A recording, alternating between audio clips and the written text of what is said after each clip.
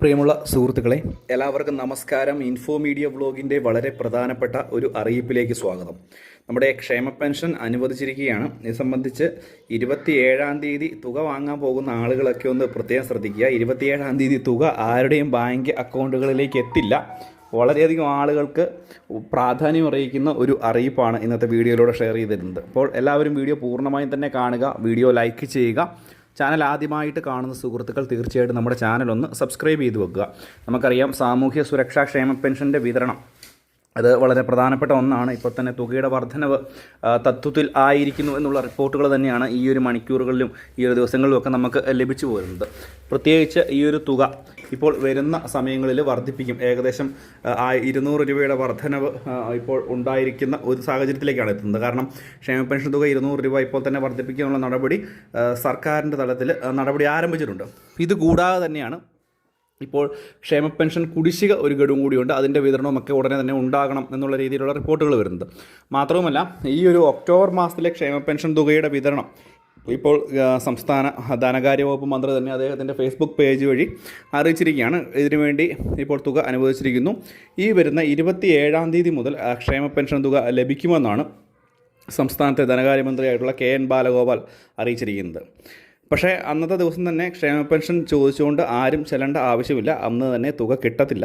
നാളിതുവരെയായും പറഞ്ഞ സമയത്ത് കറക്റ്റായിട്ട് ആ ഒരു ദിവസം തുക എത്തിയിട്ടില്ല എന്നുള്ളൊരു കാര്യം പൊതുജനങ്ങളെല്ലാവരും ഒന്ന് പ്രത്യേകം ഓർത്ത് വെക്കുക.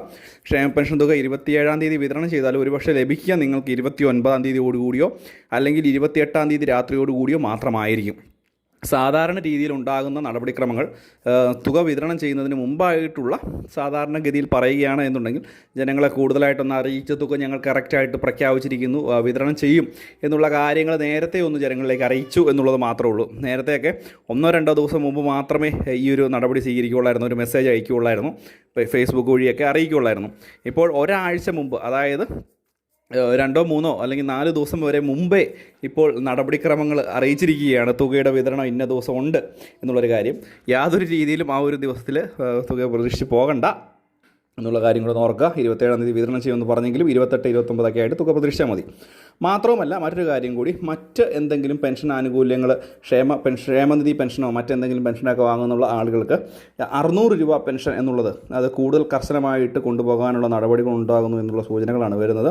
നമുക്കറിയാം, മുൻപ് തന്നെ പറഞ്ഞിരുന്നു, മറ്റെന്തെങ്കിലും പെൻഷൻ ആനുകൂല്യങ്ങൾ എന്തെങ്കിലും വാങ്ങുന്ന ആളുകൾക്ക് ഈ ഒരു ആനുകൂല്യം അല്ലെങ്കിൽ ക്ഷേമനിധി ആനുകൂല്യങ്ങളൊക്കെ വാങ്ങുന്ന ആളുകൾക്ക് 600 രൂപയാണ് ലഭിച്ചുകൊണ്ടിരുന്നത്.